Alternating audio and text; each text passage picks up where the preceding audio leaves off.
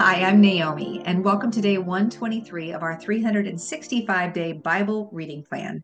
Today's reading is titled, A Strange Way to Become a Queen. We'll be reading Esther chapter 2, verses 1 through 23 in the New Living Translation. But after Xerxes' anger had subsided, he began thinking about Vashti and what she had done and the decree he had made. So his personal attendants suggested, "Let us search the empire to find beautiful young virgins for the king. Let the king appoint agents in each province to bring these beautiful young women into the royal harem at the fortress of Susa. Haggai, the king's eunuch in charge of the harem, will see that they are all given beauty treatments.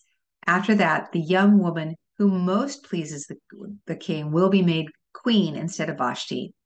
This advice was very appealing to the king, so he put the plan into effect. At that time, there was a Jewish man in the fortress of Susa whose name was Mordecai, son of Jair. He was from the tribe of Benjamin and was a descendant of Kish and Shimei. His family had been among those who, with King Jehoiakim of Judah, had been exiled from Jerusalem to Babylon by King Nebuchadnezzar. This man had a very beautiful and lovely young cousin, Hadassah, who was also called Esther. When her father and mother died, Mordecai adopted her into his family and raised her as his own daughter.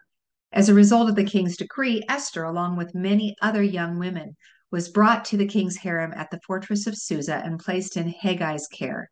Haggai was very impressed with Esther and treated her kindly. He quickly ordered a special menu for her and provided her with beauty treatments. He also assigned her 7 maids specially chosen from the king's palace, and he moved her and her maids into the best place in the harem. Esther had not told anyone of her nationality and family background because Mordecai had directed her not to do so. Every day, Mordecai would take a walk near the courtyard of the harem to find out about Esther and what was happening to her. Before each young woman was taken to the king's bed, she was given the prescribed 12 months of beauty treatments, 6 months with oil of myrrh, followed by 6 months with special perfumes and ointments. When it was time for her to go to the king's palace, she was given her choice of whatever clothing or jewelry she wanted to take from the harem. That evening, she was taken to the king's private rooms, and the next morning she was brought to the second harem where the king's wives lived.